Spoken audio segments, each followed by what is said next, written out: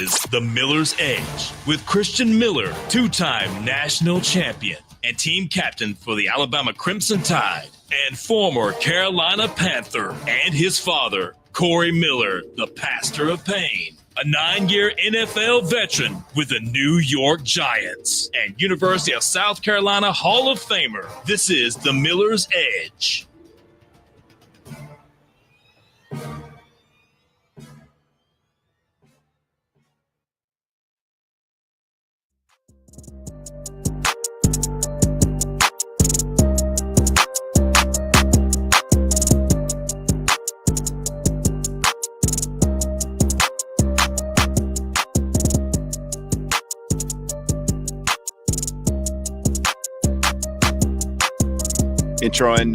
Introing into Florida State here for our first reps. We obviously have done a lot of homework and different meeting rooms and things like that. Might have snuck some peeks on film, but as far as coordinated efforts in practice, today was where we started that. So both sides of the ball, all phases of the game. So that was good. And then just update, because I guess I never really have had a chance to address you guys. Jam, with his injury, a little more significant than what I thought when I was there for the press conference with you guys last. Found out more information afterwards. So he'll be out. We'll go week by week, but he'll be out for, first game for sure, and we'll play it from there. So have you picked a backup quarterback yet? Yeah, we won't really get into that as far as who's the second. These guys are going to keep competing, and that's for every position. So right now,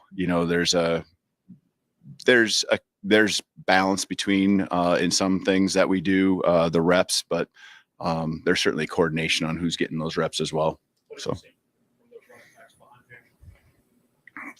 just looking for someone to separate themselves. That's really the situation, and I feel like Jam was certainly at a higher level and need these guys. And, I know they're hungry and, they want to do it. Now they just got to show us. And, it's not just one area, it's all phases. It's running the ball. It's pass protection.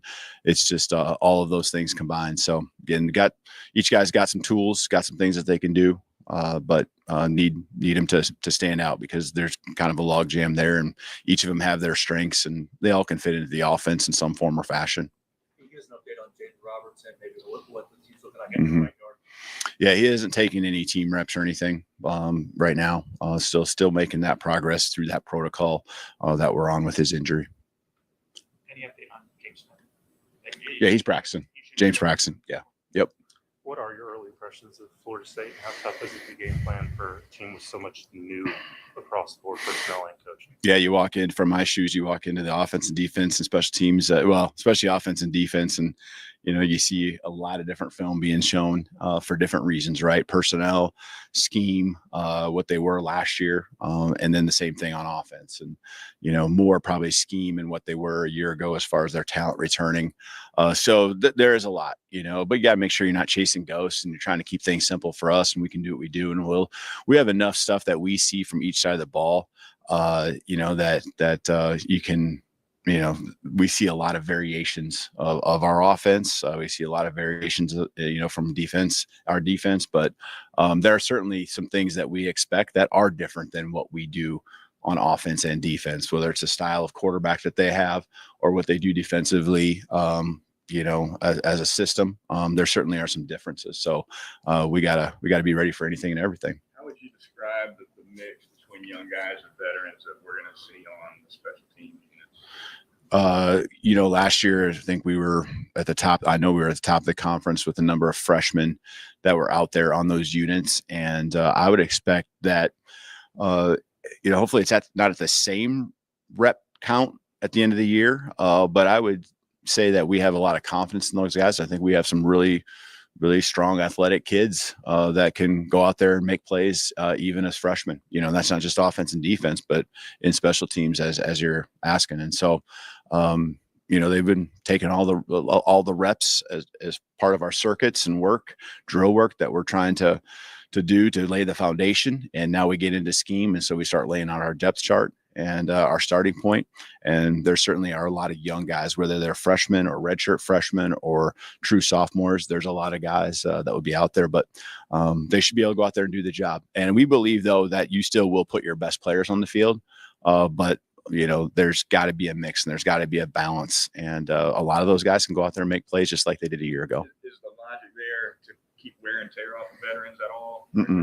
No, we need to go out and the special teams, the ball gets kicked and field position on special teams. It's critical. When you look at turnovers, explosive plays, special teams, fourth down stops would be in there. Those are chunk yardage plays, and the ball getting kicked 40 plus yards every time, whether it's kicks, punts, that field position and how it can really dictate and the hidden yardage that comes into play there. That's important. So we're not going to take it lightly. Like Coach Nunez does an awesome job working with what he's got and fitting speed on the field where he needs speed and body types. And sometimes he has a position where he has a great pick of the litter. And there's a couple of positions still where, certain guys, we need certain guys, and they might be upperclassmen. In places we don't have upperclassmen, the younger guys got a chance to step up. Has anybody separated themselves from Hunter yet? Yeah, I think Blake has since the first scrimmage, Blake's had a really good, week and a half. And he's really to the point where he was at statistically and kind of what we thought he would be before he transferred, and so he transfers here. And, I think spring kind of feeling it out, gets in our weight program and we push our specialists in the weight program. And sometimes that forces you to go down before you go up. And he's definitely on an upward trajectory. And so the first scrimmage, I was impressed getting in the stadium. I'm like, okay, he can sustain this. And he certainly has statistically, and you can even see it visually. Just if you're out there watching, you can see the improvement that's happened over the last 2 weeks. How's Connor responded this week? Yeah. Yesterday was his best day probably in a week and a half. And again, here in the practice field, done a nice job. And so we got to make sure that just translates over to, our own stadium, and we'll keep working on that. But he had a really good day yesterday. Got back to where I feel like he was hitting his, and it was going where he wanted, and had good distance. We challenged him with a distance kick that we actually probably thought he wouldn't make the uprights, and he was halfway up the uprights on it. So did a nice job there. After a full camp, spring and now fall, how confident are you in Jalen Bachway? Yeah, he fits into the mix with some other guys. I think that room, there's some guys at the top, and then there's another pack of guys that are going to be important to us throughout the entire year. And they might be in certain packages, and Bach would be certainly one of those guys that, is just going to keep fighting, keep scrapping. He's doing the things he needs to do every day to just keep focusing on him and being better. And that's what I appreciate about him. And, he's finding his ways into the return game. He did a nice job with that last year, and carving out a role there. And he and the other guys keep carving out their roles, and the more opportunities they get, I think they'll take advantage of. But, you kind of got your guys kind of at the top that are your main starters. And then you kind of got the next group all, bite, scratching, and clawing to get some playing time there. Yeah. That's a little bit of a rotational piece right now. Robbie Oots is a big body guy. I obviously did it for a lot of years. It's a position that, you think about Burnup and you think about all these other specialists that are now gone, but that guy was rock solid, not just last year, but years before. And so there's a rotation. We got the body types, we got the people, and we got the guys that really want to do it. And feel confident. So, I don't want to get into the details on who that might be at this point yet. How do you talk to Ty about when and how to use his athleticism? He's got to find out just ways to move the chains. And, and on our offense, first and foremost, the priority is always on keeping our quarterback, we say upright, keep him up, keep him healthy. We're personnel oriented, but we're really quarterback driven.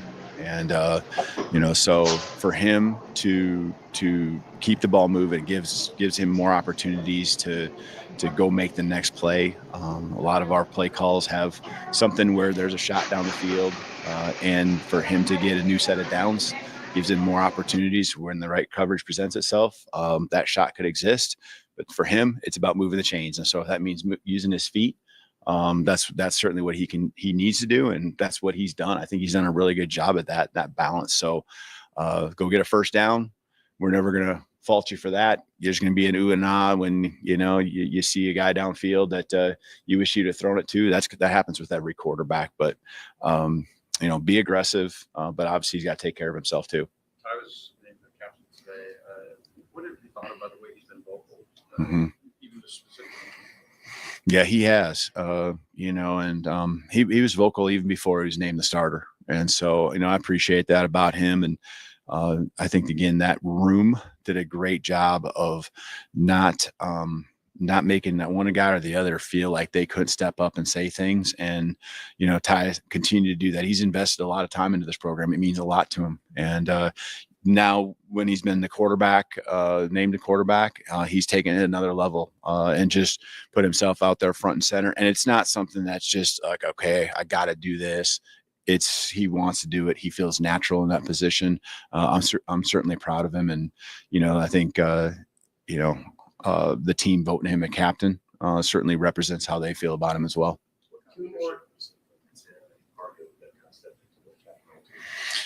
Tim Keenan.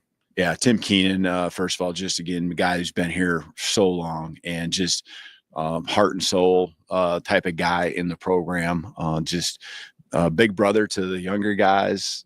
I know they feel like they can go to him and he's gonna shoot them straight. And then just the work ethic and the journey he's been on. I didn't really probably understand his journey until we got into the year last year and kind of understanding where he started out and how far he's come along and what he's doing for us. Now,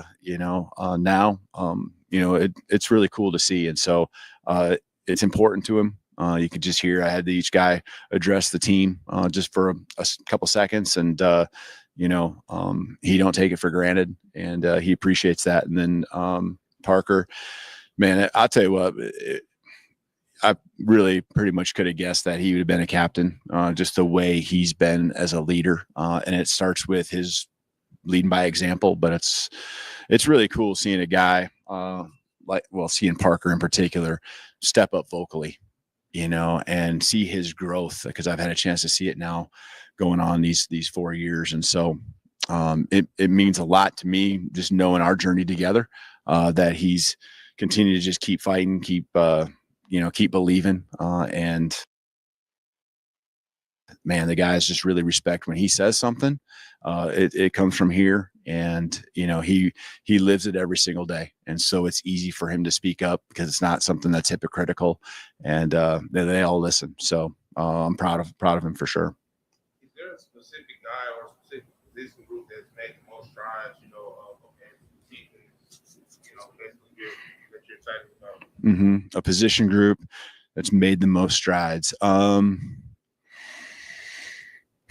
would say I like what our linebacking core, they should be, because we got some veterans that are back, but I think the addition of Nakai and you not knowing, and then Deontay and how he's come back from everything. And I think JJ's taken those next steps.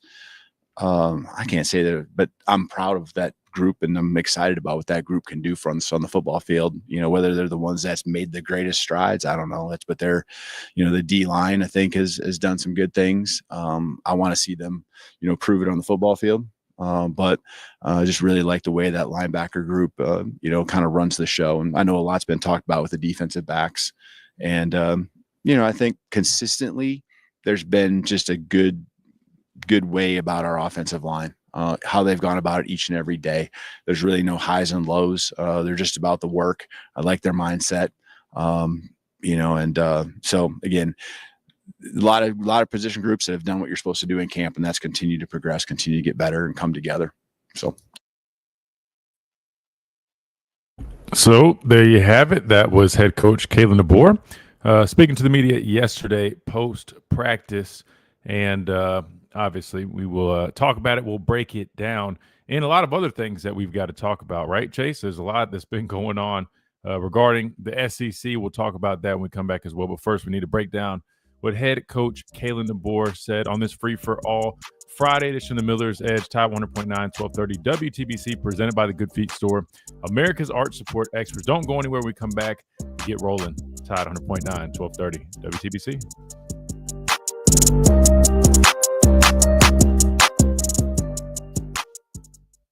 At Tuscaloosa Mazda, they are expanding their showroom to serve you better. Come see their new and pre-owned Mazda lineup, offering fuel efficiency, advanced technology, and plush comfort. Tuscaloosa Mazda, 3100 Skyland Boulevard East, or online at TuscaloosaMazda.com. August is your time to shine at Pearl River Resorts. Ignite your weekend. All right, there we go. What's up, guys? Crystal, what's going on? Todd, what's up? What's up? Mike, Bama, From, Ryan, Yakenji, happy Friday. How are y'all? Anything stand out to y'all from what we just heard from Coach DeBoer from yesterday? Todd, we definitely going to hit that stuff, man. 9-game conference schedule coming to the SEC. Definitely got to dive into that a little bit.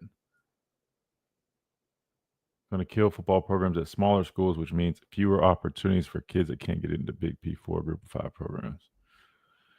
I mean, thing is, though, everybody's been talking about this forever. Everybody wanted this. Now we're getting it. Which, I mean, to be fair, now there's no, everybody, Big Ten used to throw shots at us about the whole them playing 9, us only playing 8.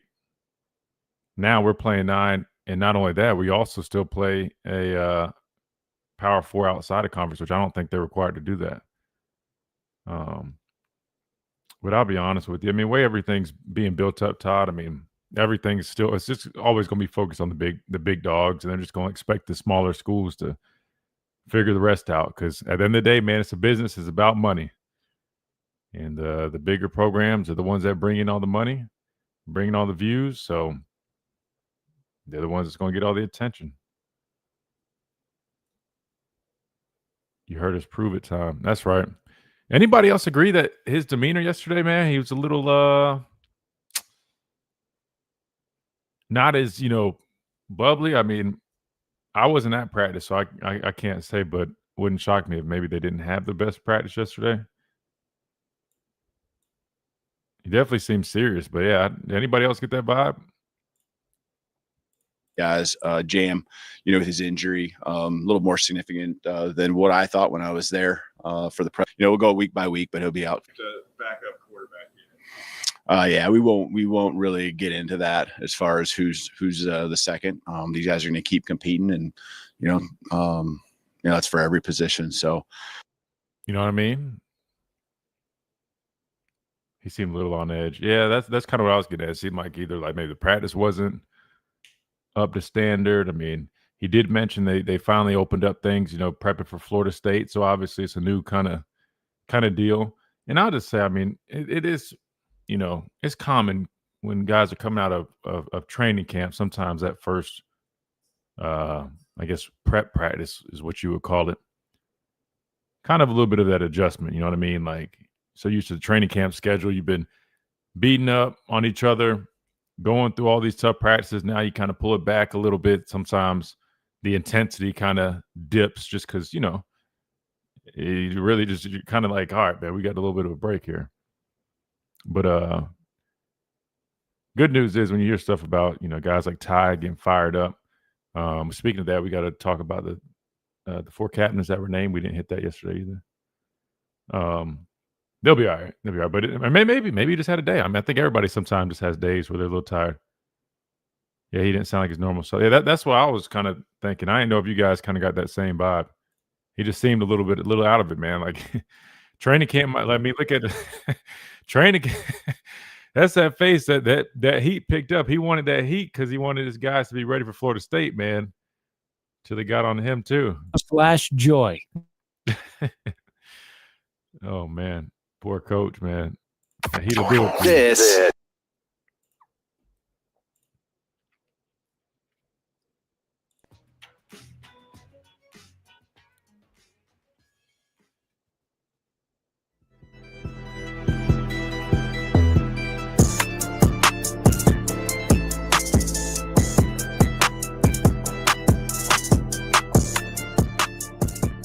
And welcome back into this free-for-all Friday. This from the Miller's Edge, Tide 100.9, 1230 WTBC, presented by the Good Feet Store, America's art support experts, home of those premium art supports designed to eliminate and alleviate all types of pain, foot pain, knee pain, back pain, hip pain, you name it. They will take care of it. It's a simple process. Just take these art supports, put them in your shoes, and get on with your life, and you'll be feeling better than ever. If you don't believe me, just go check them out. Give them a try. Midtown Village, where you can find them here in Tuscaloosa. Or you can always go to their website, goodfeet.com, where you can schedule an appointment and find the nearest location to you. Again, that is the Good Feet Store, improving the quality of people's lives 2 feet at a time. All right.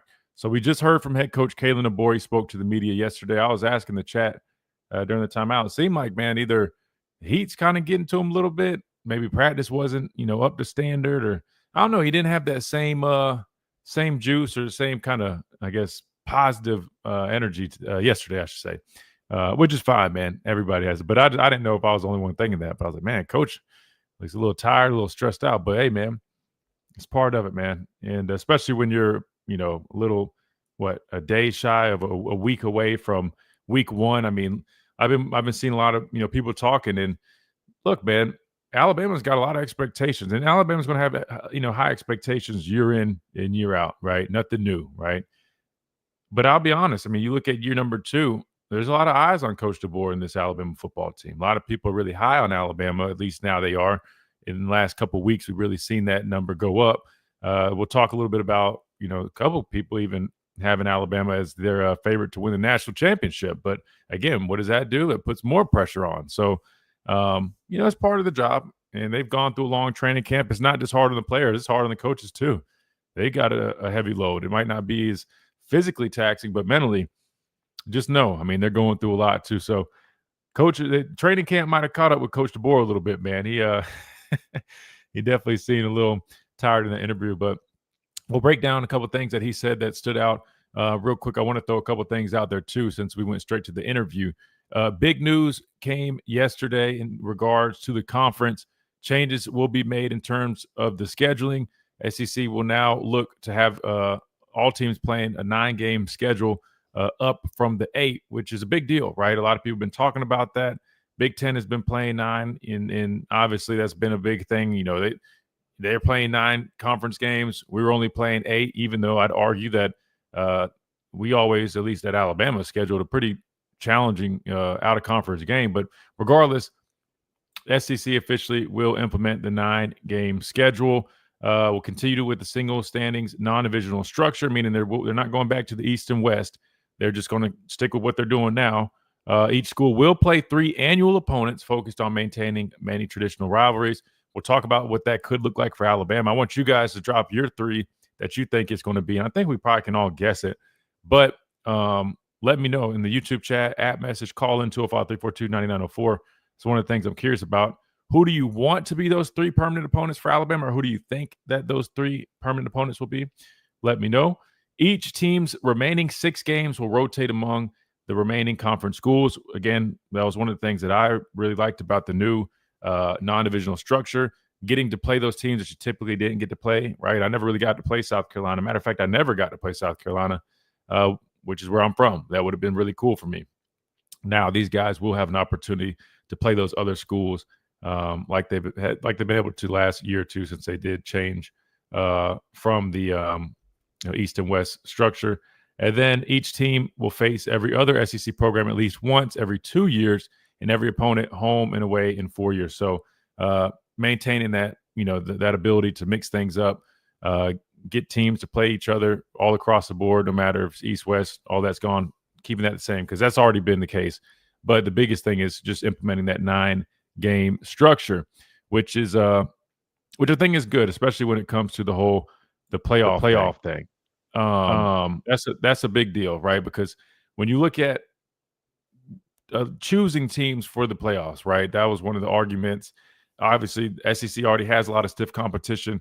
Is it right, to judge them accordingly because they're only playing 8 games? Now they're playing 9 games. There's no more excuse there, right? And that's why this was a big deal with that. In terms of, and we're going to dive back into that here in a second. I just wanted to at least throw that out there early on in the show. That way you guys can think about it. And if you got something you want to add to it, let me know. In terms of what Coach DeBoer said, a couple things stood out. his response regarding the running backs, I'm not going to lie to you, was an interesting one, but it kind of was what I was thinking. I mean, when you looked at this fall camp, I mean, Jam really just stood out amongst everybody else, right? It was Jam, and then the rest of the guys kind of competing for that second guy in line. And he basically flat out said that in his response. He said, I mean, look, Jam was here and, these other guys, and now I'm looking for one of these guys to step up. So that's a challenge.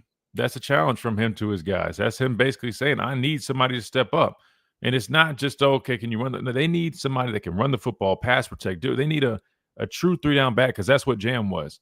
And I think these guys have the potential of being 3-down backs, at least a couple of them for sure. But they have to go out there and prove it, and not just once, not one practice, not every other practice. It has to be shown with consistency.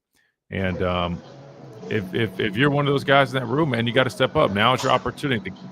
The head guy's out for a few games at least. It sounds like it won't be. Maybe it could be around the Georgia time. Could be sooner. He said that they will be addressing it as like a week-to-week type deal.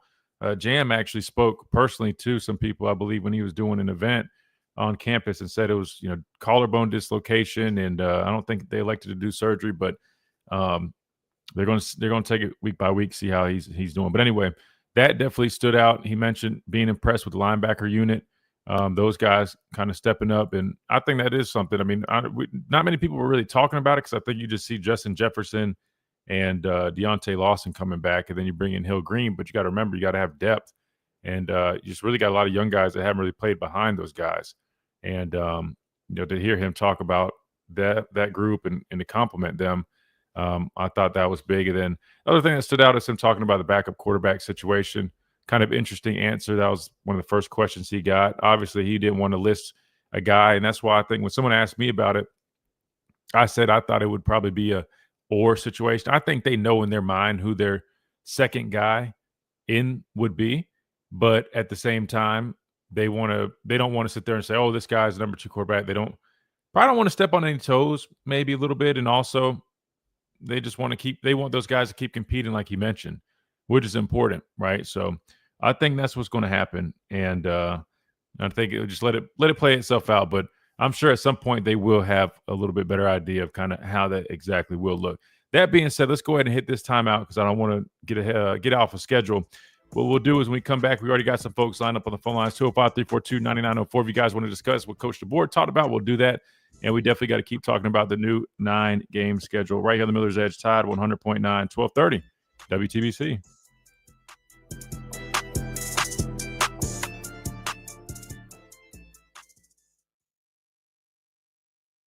If you find yourself in a wreck, keep 3 things in mind. First, call the police. Second, take pictures of the scene. Third, call me. I'm attorney Steven Mizrano, and I win. My firm is committed to fighting the big insurance companies and making sure you get the money you deserve. Call today for a free consultation. I don't get paid unless I win for you. Call 800-8000 or visit mezwins.com. I've got this. No representations made that the quality of legal services to be performed is greater than the quality of legal services performed by other lawyers. 365, 24/7. You'll find road and utility crews, tow trucks, law enforcement, and first responders working along Alabama's roadway. We're making improvements and helping our communities stay connected. We're working hard to make sure you're safe on the road. Now we need your help to make sure we're safe too. Alabama's move over law requires you to move over a lane when you see flashing lights on the roadside. And if you can't safely move over, please slow down. Visit DriveSafeAlabama.org, brought to you by the Alabama Department of Transportation, Alabama Broadcasters Association, and this station. Serving part-time in the Army National Guard has led to a lot of firsts for me. It paid for me to be the first person in my family to go to school. That education got me to the first day at my dream job, which I can still hold while I serve part-time. That job and the home loan benefits I got from the Army National Guard helped me buy my first house. I also know that I will be one of the first to respond if my community ever needs me. Sponsored by the Alabama Army National Guard, aired by the Alabama Broadcasters Association and this station. From our home base in Birmingham, Alabama, we are here treating patients from every generation across the United States and from around the world. We're here for the rookies and the dreamers, trying to make a name for themselves. We're here for the achievers, who are resilient and won't take no for an answer. We're here for the coaches, athletic trainers, and mentors who are shaping the next generation of legends. We are here for you, aggressively pursuing victory over injury. Learn more at andrewsportsmedicine.com. Are you receiving unemployment? Your benefits could be at risk. Here's how you can protect yourself and your benefits. Never respond to mail notifying you of a false claim in your name. Never answer a text message asking you to verify your account. And only respond to official Alabama Department of Labor's social media pages. Report fraud at labor.alabama.gov/fraud. Brought to you by the Alabama Department of Labor, ABA, and the station. The Alabama Department of Labor is an equal opportunity employer program. Auxiliary aids and services available upon request to individuals with disabilities. Dial 711 for TTY accessibility. Hey, it's Christian Miller, and I want to tell you about our great friends over at Brian Harding Construction. Located in the heart of Tuscaloosa, Brian Harding Construction is woman-owned and strong as steel, a specialty manufacturing firm with expertise in structural steel fabrication, ASME code piping and vessels, CNC machine work, welding, laser cutting, pipe fitting, industrial maintenance, and crane rentals. With a proven track record of over 30-plus years of experience, no one is better fit for the job. For an evaluation, contact Brian Harding Construction today at 205-752-9611. Again, that's Brian Harding Construction at 205-752-9611. This is Miller's Edge on Tide 100.9.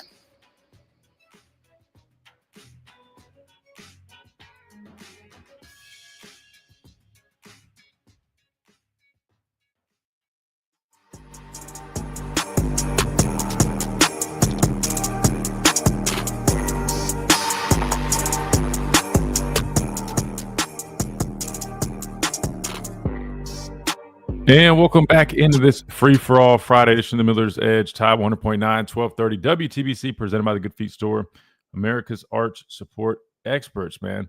Sorry, I just had to take a quick call during our break right there, but really good stuff, and I don't know how this is even important right now, but any former players, NFL players that might be listening, man, make sure you guys take advantage of all the benefits that they do offer. I was speaking with the Trust, which is similar to like the NFLPA. And I didn't even realize, man, there's so many tools and resources that they have to offer. And, man, it's a lot of guys. I don't even think you really know about this. But anyway, any former NFL players that might be listed, man, make sure you reach out to the Trust and sign up for it because, I mean, there's so many things out there for us former players. All right. Anyway, back to the show. Let's see. We can go ahead and roll with the phone calls that we got. 205-342-9904. We got Tommy up first. Then we got KJ after him. Tommy, welcome in. Hey, Preston, how are you tonight? Man, I'm great, Tommy. How are you? All right, can't complain. Well, I knew they was going to go to the 9-game schedule, but I'm like Nick Saban 2-3 years ago, maybe 5. The SEC should have gone to a 10-game SEC schedule. I'm going to tell you why. In the old days, Pat Dye fussed about he had to play Florida, Georgia, and Alabama end of the season. Every year, didn't get no break. Well, one year, you're going to be happy. You'll have all your tough games at home. But the next year, you might have a good team, and you got to go to Baton Rouge, Tuscaloosa, Knoxville, Gainesville. You're not going to come unscathed every year going down there. And two, I think it would help the local cities because Tuscaloosa, Oxford, Starkville, and other small little towns that got SEC schools, the monetary financial help for the 5 home SEC games will be enormous. It'll be like $15 to $20 million a weekend in your economy. And you do that 5 times a year, if you get $20 million, that's $100 million. Right. I mean, that's at hotels, buying Alabama stuff and Tennessee stuff. I mean, it helps. Yeah. I mean, yeah, no, it does. No, and people say, well, nobody can go undefeated at a 10-game SEC schedule. Well, maybe not, but we did one year. 2020. We played the whole SEC schedule. Yeah, we did, and I think that just goes to show you how talented that 2020 team really was. That's why when people immediately go, oh man, Ty's going to be Mac Jones, I'm like, man, again, like that was a very, very impressive season that year. But Anyway, no, when you look at it, I think there's a number of things that you pull away from this. Number one, look, people from the outside looking in, I mean, they've had their opinions and their thoughts for forever about this, right? Because you look at it, I mean, Big 10, Big 12, I can't remember if the ACC, I thought the ACC might have played 9, but I think Todd mentioned 8, but I want to say they played 9. Anyway, a lot of other conferences are already playing 9, but people always point the finger at us playing 8, but I don't think they truly understand. Like, yes, the Big 10 in recent years, the past few years, has started to be a better conference, and I get they've been a good conference, but you get what I'm saying. You catch my drift. Like, the SEC definitely for a while was here compared to everybody else. Yes, Big 10 in recent years has kind of caught up, and they've gotten a decent amount of good teams. I still, until you play in the SEC, I mean, ask Coach DeBoer. He played his first year last year. It's not even close to like all these, like maybe Big 10 if you got a certain schedule where you got the top teams on your schedule, but from top to bottom, man, the problem is this is where they get things wrong. They look at the SEC and from the outside looking in, and they look at the team schedules, right? So they'll see like an Auburn team or a Florida team that's 500 or so, and they just immediately think they're trash, but they don't understand. A lot of those losses were because we're playing each other, and then they'll see a bad performance in a bowl game, and half the time, especially nowadays, these guys could care less about playing these bowl games, but it couldn't be anything further from the truth. I mean, personally, from personal experience, playing in the SEC, it didn't matter if we were playing a Mississippi State or an Arkansas team that had a terrible record, man. Like, they were a much better football team than 80% of the other teams out there in all these other conferences. And so now people aren't going to have anything to say. All those haters that were talking about the SEC only playing 8 games, now we're playing 9. There's nothing to say. Like you mentioned, revenue-wise, I mean, obviously, it's good for the fans. People want more of these games. I mean, you just look at it now, you're replacing probably Western Carolina with Kentucky or who's somebody else that we kind of just don't really play a whole bunch. I don't know. It could be anybody. Just throw another team out there. But I think it's better for the fans, right? Makes it more competitive. You get an extra game that's more of a worth watching game. And let's just face it, like playing the Western Carolinas and playing the Kent States. I mean, it's good opportunities for people that don't get to typically attend games. It's good to get players experience that don't typically get to play. But outside of that, I mean, no one's really tuning in to. I mean, people tune in to watch Bama play. Then by the second half, they're turning the TV to a different game. So I mean, look, I think it's good. I think we just needed to go ahead and do it. I did understand why coaches were a little hesitant on jumping to it because they know. I mean, it makes it a little bit more challenging to get to the college football playoffs. It makes it a little bit more challenging to make a bowl game because we know the difficulties of playing in this conference. But at the end of the day, man, I think it's just something we had to do. And I think the fact that they finally expanded the playoffs and they're continuing talking about expanding the playoffs and potentially even giving automatic bids, I think that was really the biggest reason why we needed to go ahead and make the 9-game thing a thing. Because if they're going to compensate on their end, we got to do our part. Now, I guess the waiting game comes now, though, Tommy, because I think there is still a little bit of curiosity on how exactly they plan on, I know that I think they came out and they officially said, look, man, we're going to value the, like the actual like games being played, the level of competition. So that should lean in our favor. So allegedly the committee's going to take that into consideration. I guess we'll have to wait and see, but I know they did come out and at least mention that. I think that came out like right before they officially announced that we were going to adopt the 9-game thing. Because I think the playoff committee announced basically, matter of fact, I think this is it right here, in preparation for the upcoming season, following the first year of the 12-team playoffs, culmination of 6 months, blah, blah, blah. I think they reviewed their policies and they came up with some changes for the tools that the selection committee is going to use to assess strength of schedule and how teams perform against their schedule. Current schedule strength metric has been adjusted to apply greater weight to games against strong opponents, which is why this 9-game schedule should be evened out with this. An additional metric, record strength, has been added to the selection committee's analysis to go beyond a team's schedule strength to assess how a team performed against that schedule. This metric rewards teams defeating high-quality opponents while minimizing the penalty for losing to such a team. So basically what they're saying is they're now going to pay more attention into, at least with this new metric, reward teams for playing tougher competition and not penalize them as harshly for losing to these better football teams, which I think should have been a no-brainer in the first place. You never should have been penalized for playing a tough opponent, and you always should have been rewarded for beating a tough opponent. But I think sometimes they got caught in the decision of, hey, I mean, you got SMU who's undefeated or only lost one game, even though they haven't played anybody. We want to respect the record, but at the same time, they're not playing anybody. So I don't know why that was even so difficult to come to, but sounds like they did that. And then it also says procedural changes for this year included update to the recusal policy to establish 2 separate distinctions: of full recusal consistent with the previous policy and a partial recusal, which allows selection committee members to remain in the room for the discussion of teams they are partially recused from, but continue to prevent them from voting during those rounds.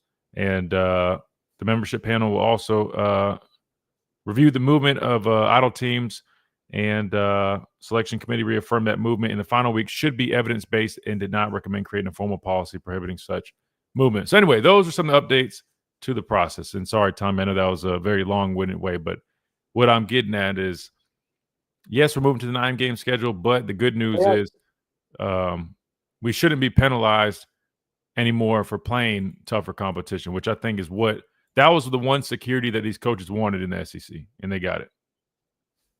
Well, yeah, I mean, I'm going to quote your father for a minute. I'm going to give you an amen to see the past some pain. But, yeah, I like the other little thing they put in, that you got to play somebody from the ACC or the Big Ten. So Alabama got the next 3 years, or Notre Dame, is the thing.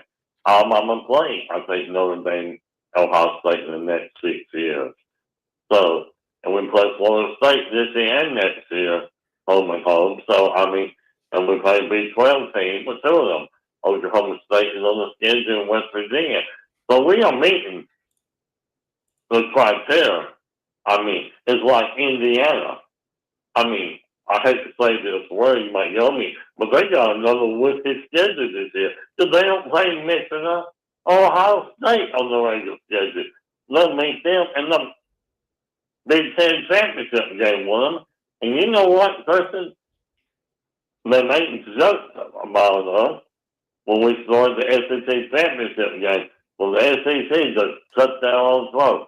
They'll never have a national championship. The first thing that came out of these so-called expert mouth is the SEC going to cut each other's throat. Mm-hmm. Well, I remember the very first year, won it all with 13-0. Nothing with that theory on the water. So, yeah. I mean, hey, they're a good football team. You're a good football team, man. That's why Coach Saban used to always say, man, it's not about what they do. It's about what we do. Doesn't mean it's not going to be a challenge. But at the end of the day, man, you know, if you got faith in your guys, you go out, you attack the process, you show up to play. No matter who it is, what jersey it is, what day it is, man, you should be all right. Now, obviously, we had a lot of good football players to be able to do that. But you get my point, man. Can't run from it, man. Yeah. You got to run into it, and I think that's what we're doing with this new schedule change. But hey, I like it, man. I'm for it, man. Better football games. I'm never going to complain about that. I think it's a win for the fans for sure. Yeah, and for the local cities. I mean, like I said, put the list of Almond and I can't think for example, Starkville, Oxford, a small college town. I'm going to touch a little bigger than those, but you know. So, well, I'm going to let you go. You have a great weekend. Say hi to your dad for me. Yes, sir. We'll do. He was on here briefly, man. He was on here earlier in the show, but it looked like he was having he was on the phone at first while we were playing the interview, but then he had some something's going on with his mic, so I think he'll hop back on here in a little bit. But yeah, I'll definitely tell him you said hello, man. But Tom, you have a great weekend, brother. Well, he don't like me, so I know that. But it's okay. That's not true. No, that's not true. He loves two-time Tommy. We'll see you, brother. Yes, sir, you too. Good deal. All right, we got to hit time out. We come back. We keep on rolling on this free-for-all Fridays from the Miller's Edge, Tide 100.9, 1230 WTBC. And don't forget, since it's Friday, man, you know the drill. Fridays, we will be live at 12:25 doing the show. Home game weekends, man. Make sure you come check us out doing the show. Good food, great drinks, man. Tipsy Elephant is a big one. They got burgers, pizza, wings, you name it. TVs throughout, over 30 of them that you can watch everything on. Plus, you can always go back and watch the game there, other football games there. Great venue, man. Again, that's 1225 Fridays of home game weekends where we will be doing the show live. Come hang out with me. My dad might be down here every now and then, and we have a good time, man. We did it last year there, and it was phenomenal, man. Trust me, you guys don't want to miss this. So, again, 1225 where food, fun, and drinks collide. Quick timeout. We'll be right back.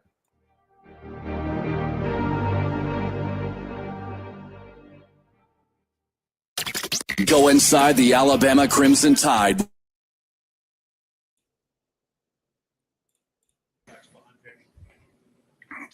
Just looking for someone to separate themselves. That's really the situation, you know, and they feel like Jam was certainly at a higher level and need these guys. And, you know, I know they're hungry and, you know, they want to do it. Now they just got to show us. And, you know, it's not just one area, it's all phases. It's running the ball. It's pass protection. It's just all of those things combined. So again, each guy's got some tools, got some things that they can do. But need him to stand out because there's kind of a log jam there, and each of them have their strengths, and they all can fit into the offense in some form or fashion. What y'all think about that response, man? About the running back room? What y'all's thoughts on that? Auburn, Tennessee. Now I like to either see Texas or Florida for the third permanent. Mike, you want Texas or Florida so that we can keep recruiting those areas? Okay, fair. I get where you're going. For me, Auburn, Tennessee, without a doubt. I don't know how you put anybody outside of that. I would go LSU just because, I mean, that was always a big one for us. And we've got so many guys from Louisiana, or at least did. Ton of shows have Alabama playoffs in the SEC championship. Yeah, they've changed their narrative, man. Remember, it was all about LSU and Texas or even Georgia, but now everybody's kind of hopping on the Bama bandwagon, man. I don't know. I guess the intel coming out of Tuscaloosa was too hot for them not to take a look at. Auburn, Tennessee, Georgia, Texas A&M. So you're saying just 3 out of those 4, maybe? I mean, I think we can all agree Auburn, Tennessee is a lock. Georgia, maybe. I don't know, man. I just think LSU and Alabama have just good history, man.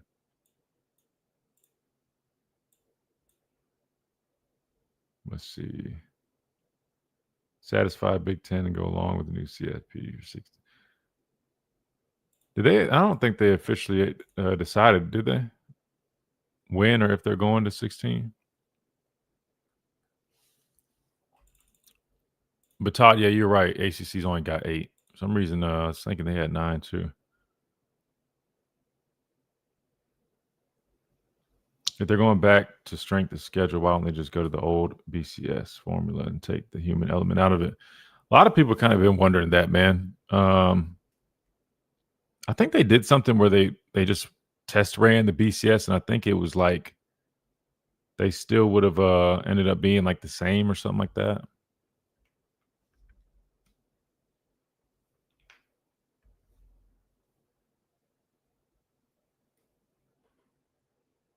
But yeah, I don't know, man. It's hard to really. It's hard to make everybody happy or figure everything out, man.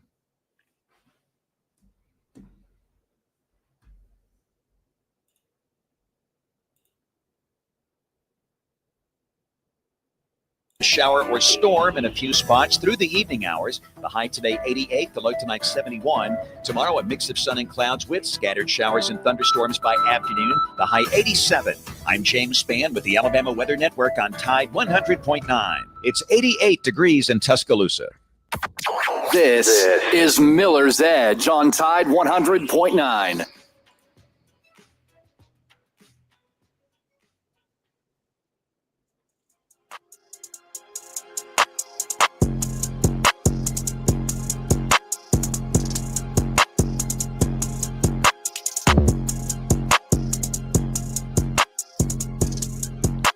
And welcome back into Miller's Edge, Tide 100.9, 1230 WTBC. We only got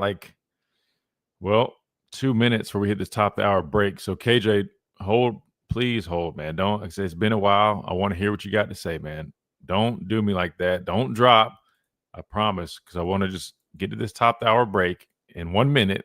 And then when we come back, man, I'll give you the floor is yours. You got the whole segment. In the meantime, in that minute, a couple other little things, little news and notes. Alabama did officially announce their 4 captains, which we didn't announce on the show. And I definitely want to take a minute to congratulate those guys because if you guys aren't aware, I was voted captain my senior year here at Alabama in 2018. And honestly, that's one of the biggest accomplishments and accolades that I've ever received in my life, man. It's something about when you are voted by your peers to lead them and to be a captain, right? It means a great deal. And for me, the fact that it came here at the University of Alabama with everything that, the rich history here, right? All the great players that played here even before us, but even all the great ones I played with. Honestly, one of the biggest honors of my life. So want to congratulate these guys and give them a shout out again. The 4 permanent captains for this season, the 2025 season, are Ty Simpson, your starting quarterback, Deontay Lawson, who is a 2-time captain now. Shout out to him. Tim Keenan, defensive lineman, and Parker Brailsford. Now, I know we had this conversation like a month or 2 ago, and we were kind of guessing who might those guys be. I think, not even a month ago, I think it was around like SEC Media Day time. And I want to say, I think we guessed, man, I don't even remember. I'm not going to try to remember right now, but I think it was close. But I think I went Proctor/Brailsford. I know I did Lawson. I couldn't remember if I said LT or Tim. Who knows? But anyway, those are your 4 captains, man, for the 2025 year. And I think it's a great group, man. Ty is a great leader, very passionate. We all know, he's got that fire now. I've seen it at the scrimmage. You heard it from Caden Proctor. Great decision on electing him as captain. Tim Keenan, man, Alabama through and through. You love that passion that he brings. Deontay Lawson, man of wisdom. Same deal with him. But then obviously Brailsford, man, a really smart guy, and said he's become more vocal. At least that's what Kalen DeBoer said. So great group of guys, and just want to congratulate them. All right, we got to hit this top of the hour break. When we come back, we go back to the phone lines. We got KJ up next, and we keep on rolling right here on the Miller's Edge, Tide 100.9, 1230 WTBC.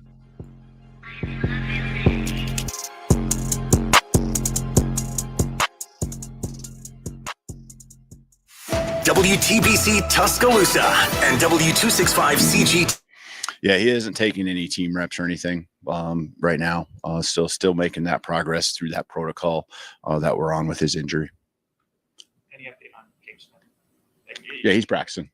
For a team with so much new across the board personnel and coaching. Yeah, you walk in from my shoes, you walk into the offense and defense and special teams, especially offense and defense. And, you see a lot of different film being shown for different reasons, right? Personnel, scheme, what they were last year. And then the same thing on offense and, more probably scheme and what they were a year ago as far as their talent returning.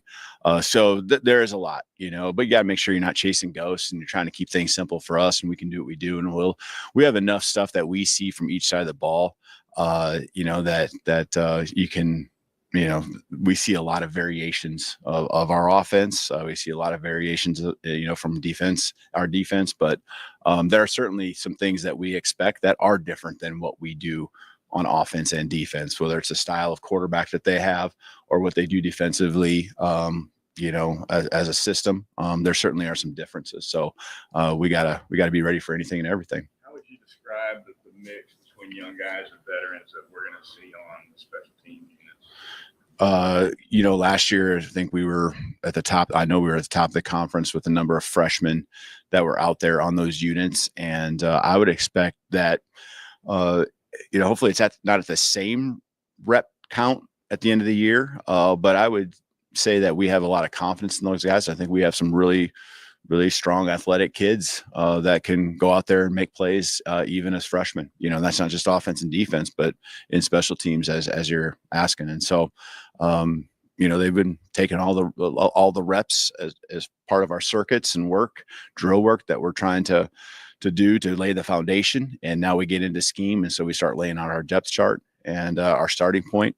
And there certainly are a lot of young guys, whether they're freshmen or redshirt freshmen or true sophomores. There's a lot of guys that would be out there, but they should be able to go out there and do the job. And we believe, though, that you still will put your best players on the field. But there's got to be a mix and there's got to be a balance. And a lot of those guys can go out there and make plays just like they did a year ago. Is the logic there to keep wear and tear off the veterans at all? No, we need to go out and the special teams, the ball gets kicked and field position on special teams. It's critical. When you look at turnovers, explosive plays, special teams, fourth down stops would be in there. Plus yards every time, whether it's kicks, punt. You got Georgia over LSU because Georgia's more challenging, competitive. You sure you want that though, from man? I mean, that's locked in every year. It's a tough matchup every year, but hey, man, that would make for a good series every year. I don't know if you need them as a lock though. I like LSU a little bit better. That's just me though. This is Miller's Edge on Tide 100.9. Jamie, what's up? Daryl, what's going on?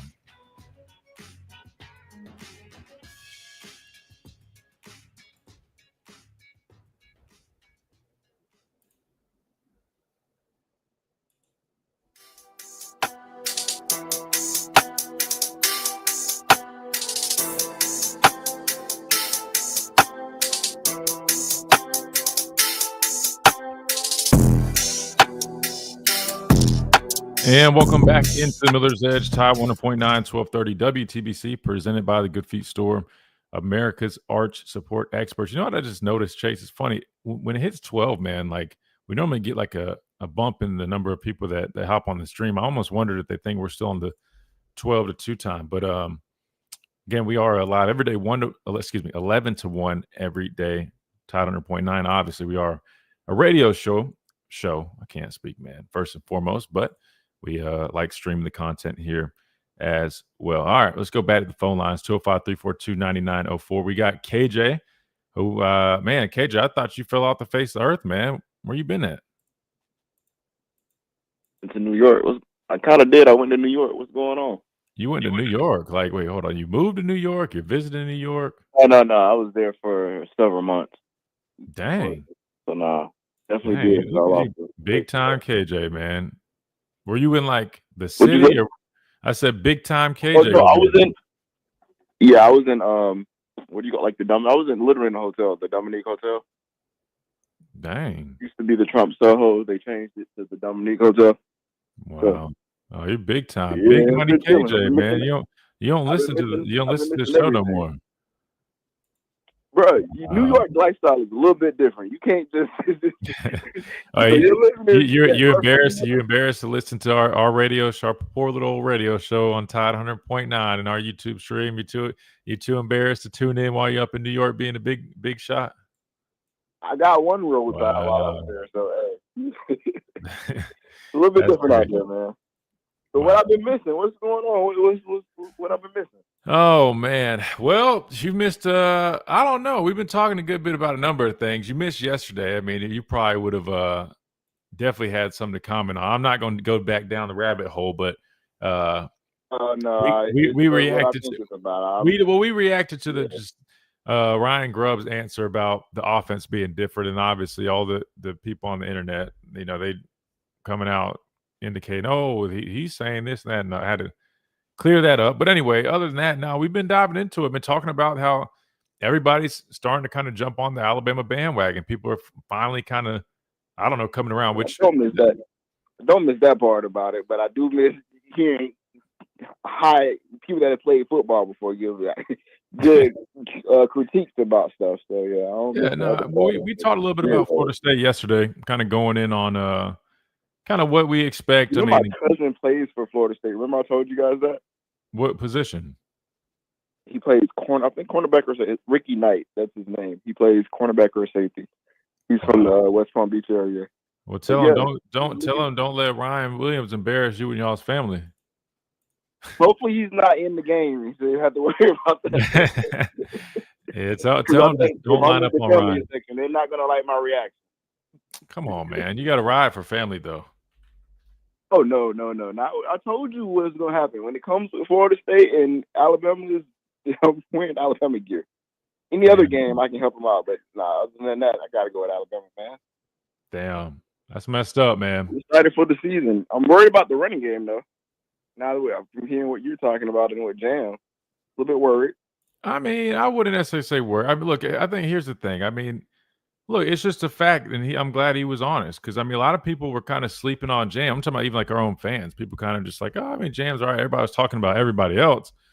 But the fact is, man, it's not just because Jam's older. I mean, he just was a true 3-down back, man. Dude could pass, protect, could run the football, catch out of the backfield. He did everything and did it at a high level. And when you're looking at these other guys that they've got right now, it's just like they're just not quite at the same level as he was. Now, I think the good thing is, I mean, I trust that at least one of them will kind of step up and fill that void. And if not, I really think initially it'll probably be like a by committee type thing.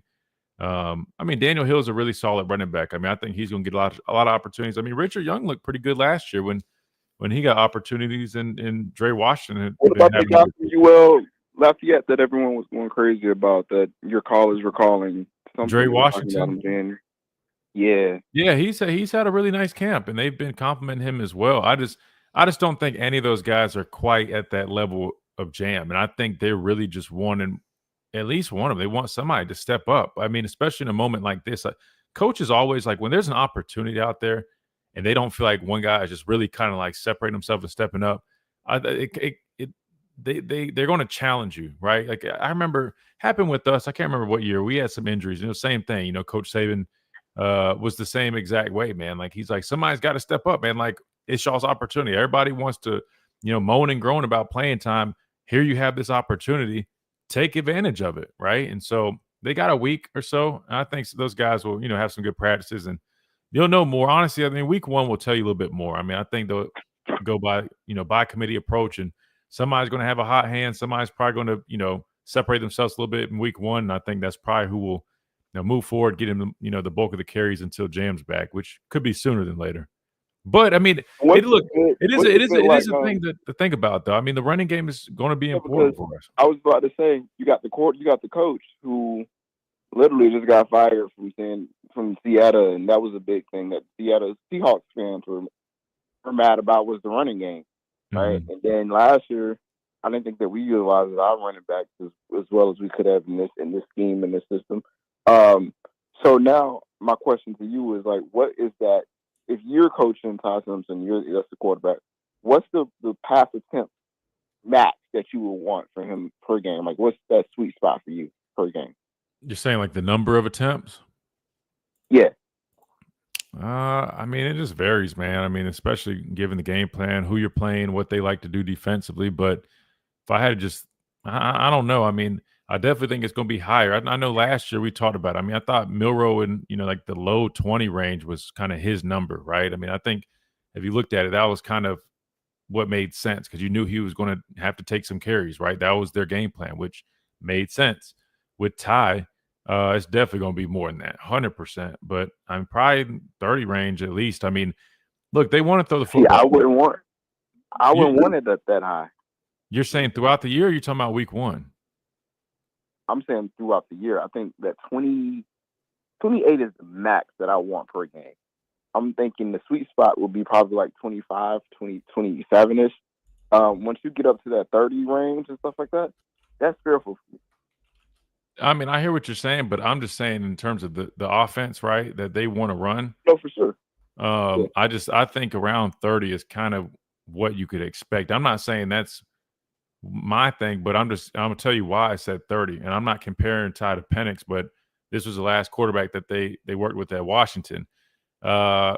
Week 1, he had 40 attempts, 38, 35, 25, 40, 37, 42, 37, 30, 42, 28. I don't know what the average is on that. I could probably actually hold on. I could calculate it real quick. But what I'm getting at is it's definitely probably going to be mid-30s. Yeah. That's why, to me, I said with Ty, I think around 30 is fine. Because because they want him to be able to throw the football. And you got to think that also includes some of those quick little rhythm throws, just dumping it off, picking up yardage. Oh, for sure. That's going to add up, That are low key run plays, but yeah, for sure. So Penix averaged 37 attempts per game in 2023. So I think if Ty's sitting at 30, I think that's fine. I think that shows great balance. I mean, I don't know what Milrose was. Try to look it up, but yeah, I don't know. I think Ty around 30 is fine. In the Pac-12 back then, Pac-12 is kind of known for like tossing the ball around. Right. We're not really known for that in the SEC. Like you got to, in trenches, you got to be able to run the ball and stop the run. That's why I'm saying, like, I get nervous. Nothing about the quarterback. It's just any team. Like, I wouldn't care if you had Peyton Manning back there. I get nervous in the SEC play when you're up around the 30, 40 pass attempt range. You know what I mean? Yeah, no, I'm with you.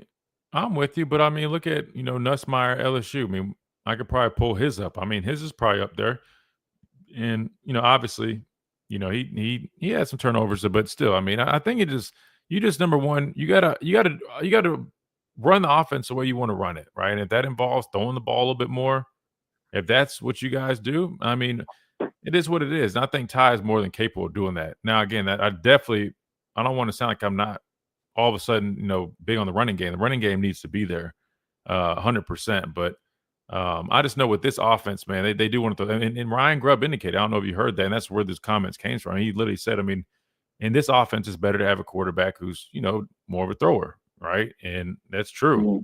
So they're going to look to do that. Jalen averaged 24.5. So I think, Ty's in between, Milroe at 24.5, Penix at 37. I think that's about average. And I think you did look, and Penix averaging 37 attempts a game. That still had them as they had 1,000-yard rusher with that number. So if Ty's at 30, that you can run the ball plenty with that.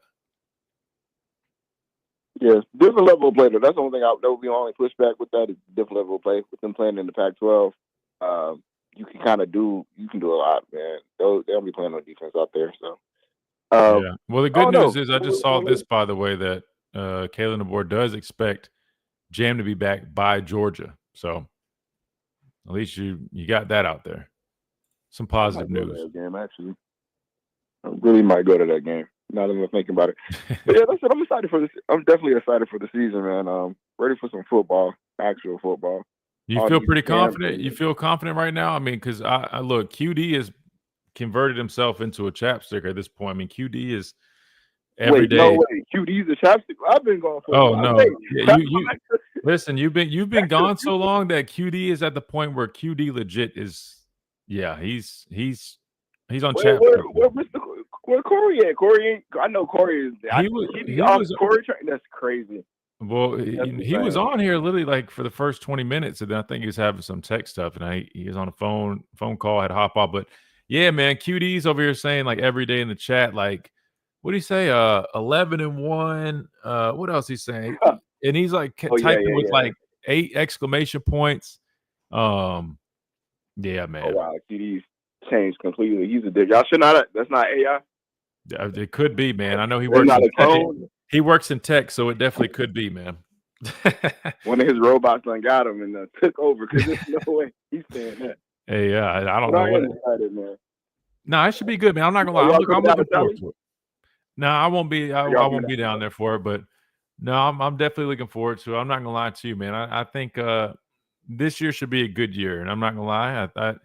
I got a lot of confidence. I hope they can back me up because I've definitely I've been throwing it out there, man. I think this team is set to do some good things in year number 2. Now they got to go out there and execute. They got to go out there and make it happen. But I feel like the pieces are there. I feel like what I've seen, through camp. I mean, they're making some really good strides.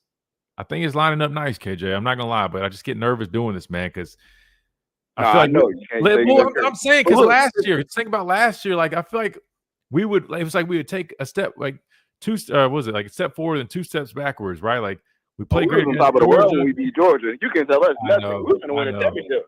I know. I know. And then you're like, bro, win a championship. You can tell us nothing. And then we beat by Vanderbilt. We was like, wait, what? Trust me. Hey, man. But look, let me go back. You know, it wouldn't be KJ if I wouldn't go back to this. You said you wasn't coming to Tallahassee. You ever took a visit to FSU? Yeah, I did actually. That was one of the first unofficial visits I took. Me and my Had a dad. great time, didn't you?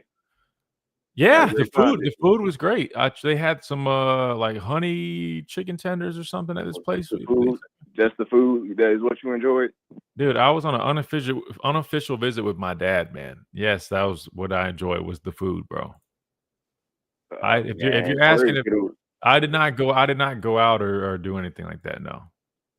You missed it. That's one of the best college towns. Bro, they got FAMU right there next to it. You got so many beautiful black women. Like what? Tallahassee is top tier college town. Yep, KJ, you have not changed one bit, man. I knew it was coming at some point. Absolutely not. I Chase even said, I knew it was coming, man. It was inevitable. I'm like, he can't make it through this one phone call without mentioning women, bro. I was just waiting on it. Hey, I'm just saying, Tallahassee is the spot to be at. I'm gonna have a great time. Great time. I'm sure you will, man. Well, have fun. Support your cousin a little bit, man. Don't be that guy. Show him love, especially if he's the team needs to come in. The team need to come in literally like on game day. They don't need to come in at night before because they be getting in trouble anyway. They be trying to sneak people in still. Like nah, that ain't happening, bro. These guys got their head on straight. It ain't happening. Sure. Okay. Okay. Ain't happening, KJ. Hey, we're good hearing from you though, man. I wish my dad was still on here. I wish he didn't have his tech problems, man. But we'll get y'all connected again, man. I need to hear y'all go back and forth. For sure, y'all take care. Yes, sir. You too, bro. Good deal. All right, that was our buddy KJ. Good to hear from us. Been a minute. Quick timeout. We come back. Keep on rolling. Tide 100.9, 1230. WTBC.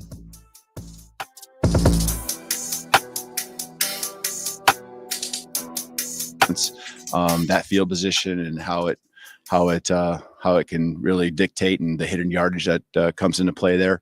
At Tuscaloosa Mazda, so they are expanding their showroom to serve you better. Come see their new and pre-owned Mazda lineup, offering working for what he's got, and fitting speed on the field where he needs speed and body types, and sometimes he has a position where he has a great pick of the litter, and there's a couple of positions still where certain guys, we need certain guys, and they might be upperclassmen. Places we don't have upperclassmen, the younger guys got a chance to step up.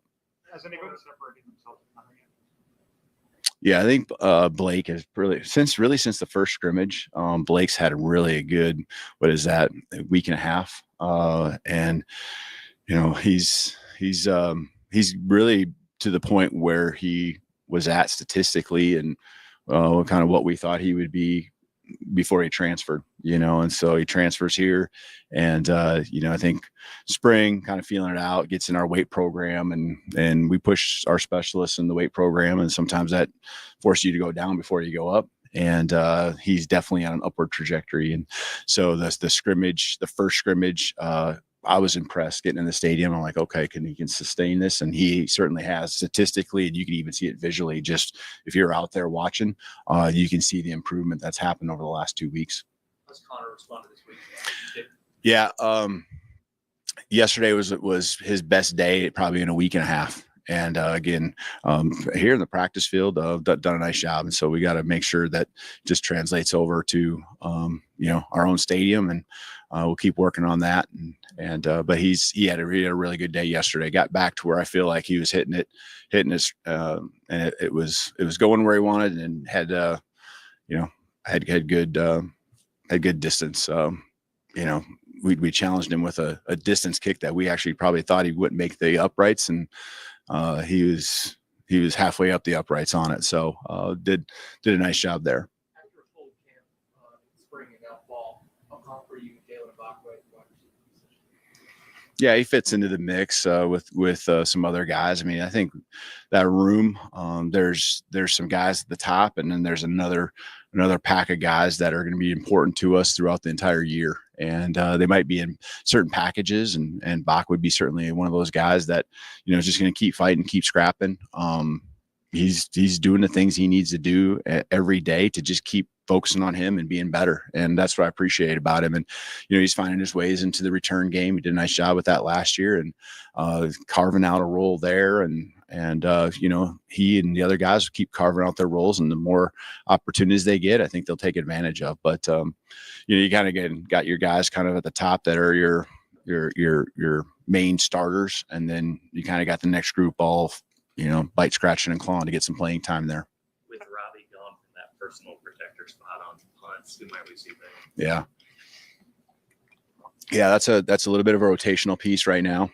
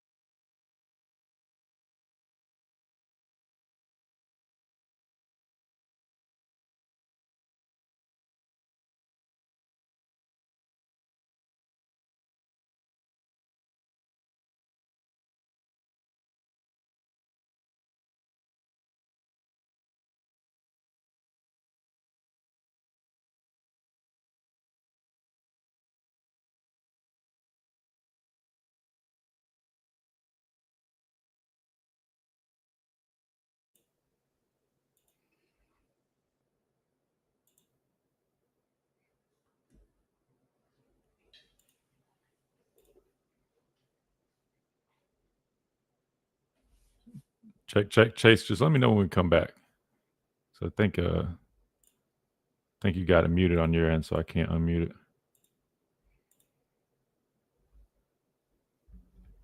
Okay, perfect. All right, good deal.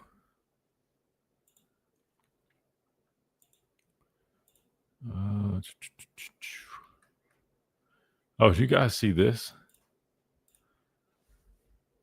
That's what happens when we play bad, man. This is what we do. 100.9. Get people paid $2 million. Man.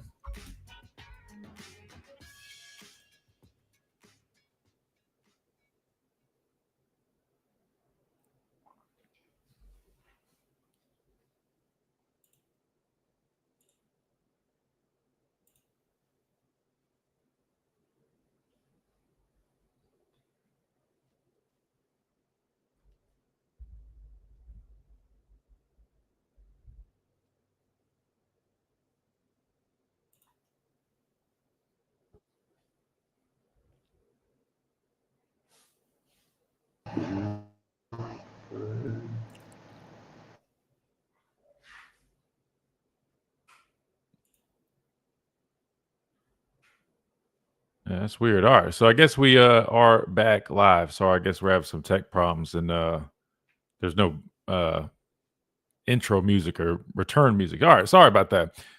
I don't know, kind of a wonky day. All right, that being said, I got this pulled up on the screen. I didn't know if you guys saw this, but allegedly Diego Pavia is making north of $2 million this season. So I guess this is a lesson for any quarterbacks out there that are at some smaller schools that might have Alabama on the schedule. Beat Alabama and you're getting a payday. Really nice one at that. And I'm being completely honest with you. He's making more than probably a lot of top quarterbacks in college football, man. So kind of crazy to think about. Now, I didn't read it. I guess there's more to this. Maybe we could just click on this. I was about to say I don't have a on3 thing. All right, yeah, so we can't see it. Anyway, but yeah, Diego Pavia got paid. Probably should send Alabama a very nice gift to thank them for that big payday. All right, that being said, we got the Pastor Payne back on here. Unfortunately, man, you just missed KJ. Oh God, he's got his Popeye thing in his mouth again. But you missed KJ, man. He was asking about you. He wanted to talk to you, but I'm sure he'll circle back with us next week or sometime. But I don't even know if we got you like that. I think your connection's a little funny. Me? Yeah, there it goes. You might have been leaving from somewhere. I don't know. No, I was leaving from the house. Yeah, so the Wi-Fi was disconnected. But anyway, KJ was asking about you, and Tommy said to say what's up. What up, K Jizzle? I thought you was down there in Beaufort, Georgia, babysitting Mrs. Doubtfire. What was that show called? The man that was babysitting Mrs. Doubtfire. Might have been before my time, man. Might have been before my time. All right, let's keep rolling because I know we got some callers lined up. 205-342-9904. We got excuse me, I'm sorry. We got Smitty up next. Smitty, welcome in. Hey, good afternoon, gentlemen. How's it going? It's good, what up, man. Smitty? Hey, first things first, Pastor Payne be proud of you. My nephew just sent me scriptures. I actually read my Bible. I've been reading it. Hope you're proud of you. Bro, bless God. Keep on it, dog. Keep on it. Hey, but one thing is about this 9-game schedule. I think the thing people miss is we're actually going to see teams play each other more often. And I think that look how long it's been since Alabama played Florida at home. And I think, but the things I think people got to understand also, you have to consider stress of schedule because Alabama started next year going to play 2 Power 4 teams out of conference on top of their conference schedule. So if they go 9-3, they should be in because of the difficulty in the schedule. And if they want them to keep playing these games, you got to start rewarding teams for playing a bunch of nobodies because they have a good record. And I think that's the thing they got to think about. Yeah, I agree, and that's why I think when they announced, the committee at least, some updates to their I guess their whole process. That was one of the things that they said they're going to actually start honoring, strength of schedule and put a little bit more weight into wins over ranked opponents, better teams, and then take away some of that significance, whatever you want to call it, and not penalize teams as much for losing said games against stiffer competition. So I think it's been a long time coming, though. The SEC was, trending this way. I know they wanted some, securities on the other end that they wouldn't be penalized so much because we all know, whether people want to admit it or not, the teams in this conference are better than any other conference. And I think it's going to work out well though with the 9-game schedule. But look, one less cupcake game. My dad hates cupcake games, so now you got a better game lined up, and I think it's better for the fans, more competition. I think it's a win overall. I mean, I know the coaches were a little hesitant, a little bit, rightfully so, but I think it's fair. It's a good trade-off. I don't know why they would be upset because it's only going to strengthen the SEC's opportunity when it comes to that top 16, right, for the playoffs, because now your strength of schedule is going to be much better. You take a Mercer off, you take a Citadel off, you take Louisiana Lafayette off your schedule, and then you input a Mississippi State, or you put a South Carolina, these types of schools that are going to be better programs that people are going to respect more. Your fans are going to love it more because they get an extra real ball game. And so I've been waiting for them to do this. I don't know what took them so long. And I know coaches like sometimes, or even presidents like to, ADs give me game, but it hurts you down the stretch, right? And so if you got a victory over Mississippi State or, even Vanderbilt, who played well last year. I mean, if Alabama would have beat them, they would have been in the playoffs for sure. I mean, so you're going to get more street cred by having 9 conference games. And I liked it because we saw a little bit of that. Remember during COVID? We saw that, right, on all SEC schedule and how good that was. And that was just a little bit of a glimpse of what it's going to look like. So, yeah, you still can do 9. Then you're going to get an Ohio State if you're Bama. You're going to get a Florida State. You're going to get that out-of-conference game that's still good. So now you got 10 really good, strong games. And then, then you get a cupcake there in the end somewhere. But that's cool. But 10, I'd rather have 10 than 7 or 8. Yeah, but I think that to answer your question, the reason the coaches were a little hesitant is because if you think about it, that's the positive piece of it, that yes, it does add more strength to your schedule. However, the potential backfire in that situation would be you now have, instead of a guaranteed win to add to your record, because remember, they were looking at records as well, you then have to risk, all right, well, we do add an extra SEC game. That could be a team like Texas A&M, right, who's a good football team. That could be a Florida football team, right? If you're Alabama, adding that Florida game, I mean, that's another week where instead of you're going into that week saying, all right, we got a smaller opponent, it is what it is. You're going in and you're playing Florida, whether they're a 5-win team or an 8-win team. They've got guys, and it's going to be a tough physical matchup.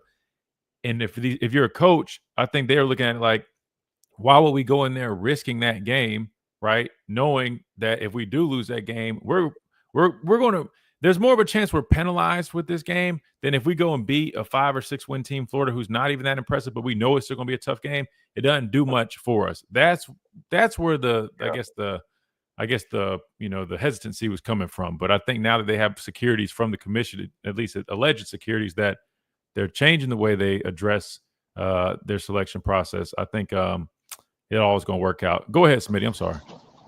I will say this to those coaches. Alabama lost to Vanderbilt last year. I'd rather would have lost to Florida or Texas A&M than Vanderbilt. I'm going to be honest with you. We're going to keep it real because you still have to play each and every week. Right. Look at the NFL. We got teams that are terrible, but they can rise up and beat the Kansas City Chiefs or the Bengals or like the Ravens. You know, the Jacksonville Jaguars can beat the Ravens on a given week. And I think that people got to look at the business aspect of it first. These kids ain't playing these meaningless bowl games anyway. And we've seen coaches get fired at the bowl games anyway. They don't hold the same weight they did 20 years ago. I just think that now times have changed. If you want money to come in to pay these players, you're going to have to play more matchups. If you want fans coming to the stadium, you're going to need better matchups than having 3 cupcakes on your schedule because people aren't paying for that. And I just think that you got to have those assurances like they did. So you won't penalize us. And I'll say this one last thing, taking my call. If you can't make the 16 team, I'm not going to cry for you anyway. And that includes Alabama. I'm just being honest with you. Yeah, I mean, you're not wrong. 16 teams, man. I mean, we should be straight. If not, that's a concern. I'm with you. Yep, 100%. You guys have a good weekend. You guys have a good weekend. Thanks for taking my call, gentlemen. Yes, sir. All right, Smitty, be blessed, man. Keep reading that word, brother. Keep reading that word now. I got you, sir. You have a good one. Yes, sir. All right. So this might be dumb, but it maybe I'm not remembering this correctly. Did they officially move to the 16 game, or still kind of? I think they're still kind of figuring it out, right? We had what we have last year. I'm saying it is 12 right now, but I don't think it's official. Last time, but it's going to go to 16 though. I'm just I probably misspoke. Well, no, I'm just saying I couldn't remember if they finalized. I don't think they did. I think they're gaining momentum towards the 16 team model, but I think there's a lot of back and forth right now because some people are leaning towards the bracket with like the automatic bids from like 4 SEC, 4 Big 10, 2 ACC, 2 Big 12, 1 Group of 6, 3 at large, and then others want it just to be just the top team. So I think they're still trying to figure out. Yeah, thank you, Justin. It's still at 12, but I think they're trying to figure out like the dynamic. But we all know it's going to go to 16 because the more games played, more teams in there, the more revenue, the more money it's going to bring in. So we know how that goes. Let's hit one more quick timeout real quick before we go back to the phone lines because we're loaded and want to make sure we get everybody in here. We got Morgan from Dothan, who I believe is a new caller. Want to make sure we get Morgan on here. We got Digger. Haven't heard from him in a minute. So we'll do that after this quick timeout right here on the Tide 100.9, 1230 WTBC.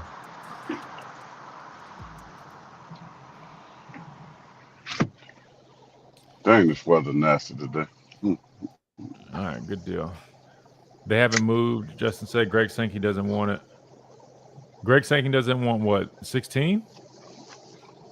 I feel like everybody wants a 16 at this point. It gives you more opportunities to get your own teams in. They're trying to discuss how that 16 team would look. Said they're making a decision by December. Okay, I was about to say it. I know it wasn't. I was like, I swear it's not official, but I know a lot of people were kind of throwing out the number 16 as if it already was. I think they're assuming that that's what it's going to be. Well, I think that's what it's going to go to. Yeah, but I mean, do you think they end up doing like the automatic bids where they have 4 automatic SEC and Big 10 bids? I think so. You're going to go full 4. But why not just do this as top teams? Why I don't understand that. I would just go 1 through 16 and have a set, strength of record, strength of schedule, blah, blah, whatever you have, that's how you base your decision on your rankings. And then whoever is the end of the regular season, I would not, then do you count playoff games? I mean, the SEC championship game? Well, I was going to say, what do you think about the conference champions automatically getting in. I'm not saying that not the 1 through 4th crap, but because they already changed that aspect. That's different already. They took that away for this season. I think Lane Kiffin even said. I just think it's top 16 teams, man. The whole automatic qualifiers. I mean, I guess it's good for the conferences like the SEC and Big Ten, but I just don't see why you just don't take the top teams. I mean, the NFL doesn't have any like audit. I mean, correct me if I'm wrong. NFL is not like that. It's not like a automatic bids or none, right? Yeah. Yeah. I mean, I know you got like wild card games and give me the best 16 teams. Let's go play. That's how you do it. Yeah, that's what I think. That's best 16 teams, and you let them rock, right? Let them go hunt and see who comes out of that. I don't think you can ask for anything. And I mean, everybody's going to have something to complain about, you know. I mean, the way it finished last year, you take top 16 teams. Well, that was after the bowl game. You got to do it before.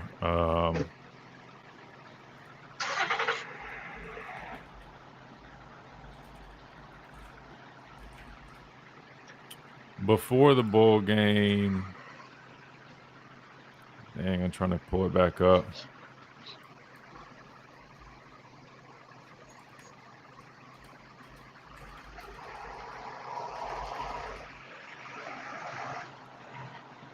Before the bowl game, you had Oregon number 1, Georgia 2, Texas 3, Penn State 4, Notre Dame 5, Ohio State 6, Tennessee 7, Indiana 8, Boise State 9, SMU 10, Alabama 11, Arizona State 12, Miami, Ole Miss, South Carolina, Clemson. I mean, those would have been your top 16 teams. Right, that'd been great. Yeah.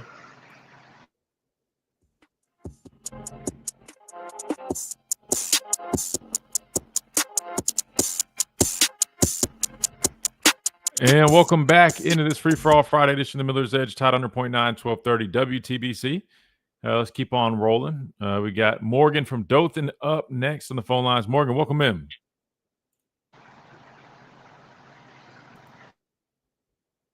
Morgan, you with us? Going once, twice. Dang, I was hoping we'd get to hear from a new caller. Morgan, if you want to circle back, man, you already know the drill. All right. Yeah, no worries, Chase. I get it. They probably feel like they're waiting a long time, but I like giving everybody enough time to talk, man, get their points across. Let's keep on rolling. I think we got Digger up next. Digger, you with us? Yeah, Morgan gets a 3-minute limit for that. What about you, Digger? I mean, what's your limit, Digger? What's your limit? I got the stopwatch. My limit is unlimited, simply because I've got something to talk about. Okay, let's ride then. Let's ride. Are you ready for this? I'm telling you, you better wrap your head around this. Let me get a swig of this lemonade. Go ahead. Let me get us a little a toke on this pipe right here. Squeeze a little lemon. All right, let's go. Bring it. Let's go, baby. Let's go. First of all, let me go ahead and commend the SEC for putting on their big boy pants and going up to 9 games. Advocating for that for a couple of years now. Now everything is even Steven on the square, and we can all go, and you can get your 4 games guaranteed in the playoffs. If you go to 16, I'd say go to 5. Guaranteed if you have to. But are you ready for this? Yes. I'm really bring it on. Let's go. About this. Okay, so you heard where Archie Manning said, hey, he's staying another year, and he's got to have 30 games under his belt before he goes in the NFL. I don't think I heard him say that. There was some pushback from Little Arch. Said, Grandpa, I love you, but keep on it down low here. Are you ready for this? They said,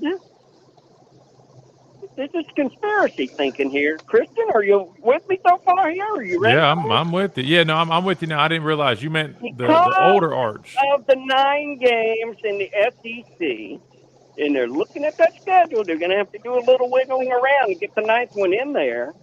And ESPN's going to have to pay extra for that extra ninth game, which I'm all for.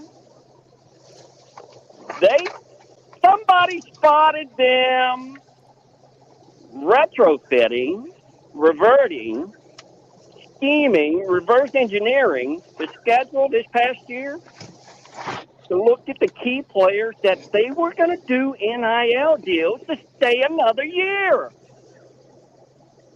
ESPN doing an NIL with players to stay another year. No. Wow. Man. Are you understanding this? Is that legit? They want to pay first round money. Is that Keep legit this guy or another year? is that legit or? They said where are you hearing that from, dude? Listen to me. I repeat, it has not been formally submitted. However, it was floating around. Wow. Yeah, but I can see them I can see them doing that because bowl games, ESPN has all these bowl games and all these sponsors. So I can see them saying, "Hey, we'll give you an NIL deal just to stay and an insurance policy in case you get hurt, that can negate if there's some kind of difference in your potential said draft status. And if you get hurt and you end up going 4th, 5th, 6th round, then they make up. I can see them doing stuff like that just to continue to keep eyes on all of these bowl games. This is what came up. If Art stays another year, they will go ahead and promote the Ole Miss game, Tennessee game, and Louisiana State game. All have peak high interest on Arch playing those teams, and they will showcase those games. They're saying they'll get their money back doing that for the NIL. I mean, can we at least see him play a whole season as a I want to say, man, how are you going to do this for a guy that even started 2 games? That's what I'm saying. Okay, but what's out there is that he may go after this year. If he has a good year, he will leave and go and let the Saints draft him or whoever wants him. That they're saying he's going to go first, maybe not the first overall pick, but first round if he declares. Can you imagine? Think about this. Think about your own quarterback who's a 4th-year junior, right? He goes to win the Heisman in the national championship against Clemson. And the ESPN is going to come back and say, you stay another year, we'll showcase the game with you and Clemson. Keep in mind now, this is the SEC having to retrofit another game in there. Clemson's already played LSU and a couple other teams along the way. I'm just saying. Okay? I'm just Digger. saying. Wow. Digger. Now you're really, you're reaching now. This is all hypothetical. This is all hypothetical mess. I mean, what do I want to call him? Eli Manning. Arch Manning hasn't done diddly squat yet, right? This is all. Even a better look. Lenore Sellers, if he wins the Heisman and Clemson wins the national championship, you don't think ESPN would plot a game for that in return for NIL? Would Lenore Sellers stay another year for NIL money to play Clemson? No. Because if he wins the Heisman Trophy, he's going to get $40-50 million versus some diddly squat NIL deal. No way. Then he's going to risk getting hurt. I mean, if he wins a Heisman Trophy and he's playing that good of football, he ain't worried about no NIL deal. He's going to get NFL money because that's what they're chasing. They're chasing that bag more than the NIL deal bag. Keep in mind, NFL is out of this now. They're out of the cable business. ESPN owns them. NFL's got 10%. I'm telling you, the money's there. You will see money get up to $20 million a year for a Heisman Trophy winner to stay another year? Are you I up can't for see that? that. Would you pay penny? No, I can't see that happening. I can't. Listen, that's lifetime money. That's generational funding. I get that, but I don't think You're they're going to give guaranteeing like. it. You think if they make that kind of investment, do you think a Texas versus Tennessee game is going to bring that kind of, return? I mean, That's a Manning thing. That's a Manning thing. Peyton and Eli, Ole Miss, Eli, LSU because he's from Louisiana. That's a money. That's a personal thing on a level where I can see an NIL deal be presented in front of him to stay another year so he can play these schools. That's 3 games now, not 1 for Lenore Stellar. That's 3 games, and he's getting $15 million. ESPN saying they're going to get their money back for those 3 games. Stunning. This is if and buts. We're playing if and buts, right? This is a game right now, if and buts. Yep. That ain't gonna happen. It ain't gonna happen. It's not gonna happen. That sounds good. I hear what you're saying. I hear the potential if these things would happen, but it's not. I just don't see them doing that. I just can't see them doing that. I really can't. Well, it sounds good. You have the committee that does have to approve NIL deals over $600, so that is something to consider too. $600 deal in NIL for the committee to look at something that's $15 million. We're here to help your game out. Well, that's what I'm explaining to you. That you can't just throw out a deal that it has to be justified. So I mean that. I don't know. It'd have to be approved too. I mean, that's something interesting you're saying, Digger. I just don't know if. Now, keep in mind that is a market play too. Committee would have to approve that. Right. We're talking nationwide. Yes. Okay, I'm off the hook here. I got to go. I've got stuff to do. Go. Isn't he a lawyer? I thought he was. Is that right, Digger? He's gone. He's gone. Yeah. I thought he was, but then I'm not sure. I mean, I'm not too sure. I mean, I just don't see that being. Yeah, that's if and buts. If and buts, candy and nuts. Everybody would have a wonderful, wonderful Christmas. Where did you say that all the time? Where did you get that from? It's out there floating somewhere. You never heard that? No, well, from you. I hear you say it a lot. I just didn't know where you got that from. If and buts was candy and nuts, everyone would have a Merry Christmas. Hey, let me ask you this real quick. In terms of what we've got with the new, obviously they're going to go to the official 3 permanent opponents, which I couldn't remember if I thought we might have had that anyway. But who would you want for South Carolina? I'm curious because obviously when you look at Alabama, let me make this bigger so everybody can see. I already know. I feel like Auburn, Tennessee is a lock. And then I agree with this from Ross Dellinger. I would go LSU. I know some people in our chat put Georgia. They would want Georgia for a permanent opponent for us. But South Carolina, who would you want for y'all's permanent opponent? No, we got Georgia. We've always played Georgia, even when I was in college. This doesn't have Georgia it, though. That's a border war, as they call it. I will go Georgia, Florida, and my third one would be in the West. Auburn? Maybe Auburn? No, we have nothing there with Auburn. Y'all do have some good matchups with Auburn, I feel like. We beat Auburn. I mean, they're trash. Let's see. Well, Georgia and Florida for sure, but the other one probably would be. I mean, Tennessee? I like the Texas A&M, but Tennessee is always good too. That Tennessee game will be the third one because they normally play in October and they're Halloween. It's always a really good matchup. So I like those 3. I like the Eastern when we had divisions. Those are always the biggest games for us. Georgia, Florida, Tennessee. I would keep it right there. That's fair. Yeah, I think this is just raw. And they got Florida. They got Florida and Tennessee. They got Auburn. I don't know why they wouldn't put Georgia right there. That's stupid. I mean, it's 2 hours away.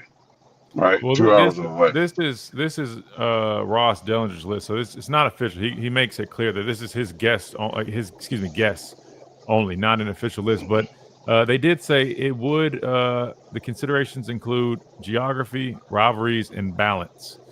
But I think Georgia's got to be on South Carolina's for their permanent. I mean, I feel like Georgia and South Carolina. Yeah, Georgia, Florida for sure. Florida's 3.5 hours, 4 hours. Georgia's 2 hours, 2.5 hours. Tennessee, 3.5 hours. I mean, that's great. I mean, and that whole radius right there from states, a lot of great football. Well, I'm just confused because I agree with Dwight. I thought we already got down to like the whole permanent 3 opponents. Because I remember when we got, like Dwight said, when we got rid of the East and West, I thought we already selected that. I thought. Yeah, but we have Texas A&M. The other team that used to be was Arkansas. So Arkansas and Texas A&M flipped for South Carolina. Well, maybe I don't know. Maybe they're giving teams a fresh shot to reassess their 3. I'm just saying, like Dwight said, I thought like 2 years ago or whenever it was when we went to the independent stuff, right? I thought we already came up with this, but I don't know. I guess it's circling back.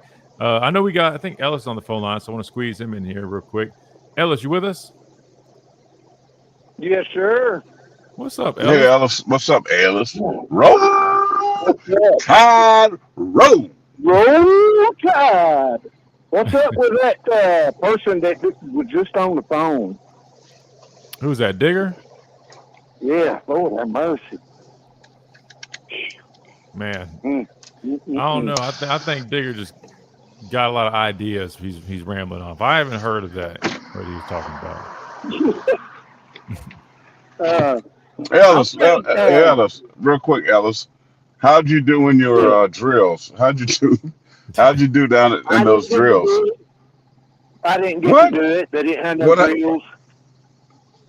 No, they didn't have no drills. So yeah, it wasn't what I think he was expecting. I think their drills was like they had like a station where you could like throw the football around with guys. I was hoping it was what we were thinking because I would have loved to see that, but unfortunately it wasn't like that. So it wasn't Ellis. It wasn't on Ellis. He was ready to do it. Yeah, I told you I seen them cones on the side there. I thought about putting them out there and doing it. Yeah. That's funny. That is funny. We'll set it. Don't worry, Ellis. We'll set it up one day, even if we got to do it in the middle. In the middle of the strip, outside of 1225. Listen, man, you got insurance to cover. He blow us knee, ankle. It's gonna be one like this guy Wendell Davis, Gator Bowl. That might have been even that was at Philadelphia. He blew both his knees out at one time. One play, 2 knees. And I think if Ellis go out there trying to run around some cones, he gonna be both knees, ankle, hamstring. Be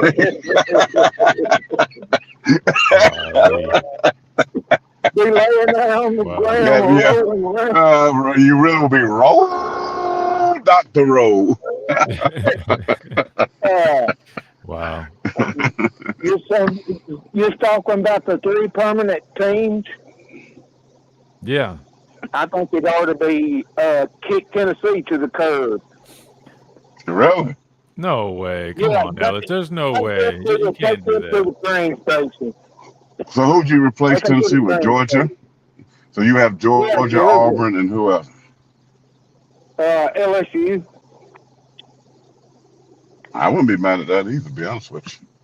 No, you can't get rid of but you can't get rid of the 3rd Saturday in October, man.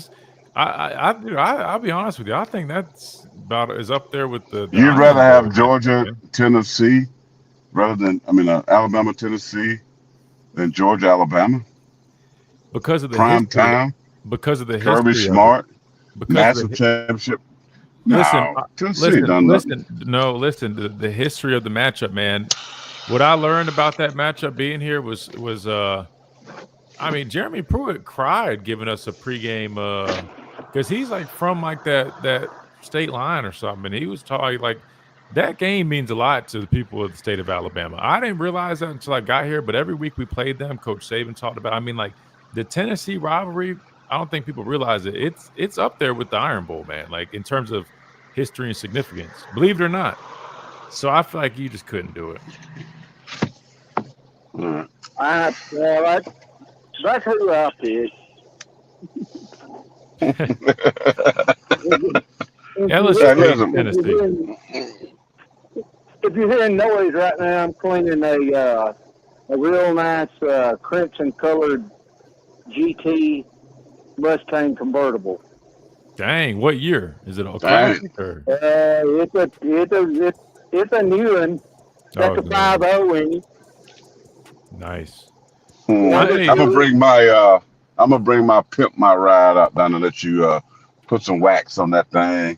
Put spit shine armor all. Oh God. Yeah, I'm gonna bring my pimp my ride down there. I'll bring the stuff to Tuscaloosa. There you go. Yeah, bring it down there. Might need to set that up. We're gonna do a video of Ellis pimping out my ride, the Escalade. I'm gonna bring my Escalade with some 24s on it. Yeah. And then how that sounds. Well, Ellis, they we don't got like Town Sports Daily coming up next. They don't like no preacher ride like you. They don't like no preacher riding on 24s though, Ellis. So that's a praise for him. Hallelujah! Hallelujah! Yes, sir. I wonder why. Ellis, we appreciate you, man. You have a great weekend. Roll Tide. Roll Tide.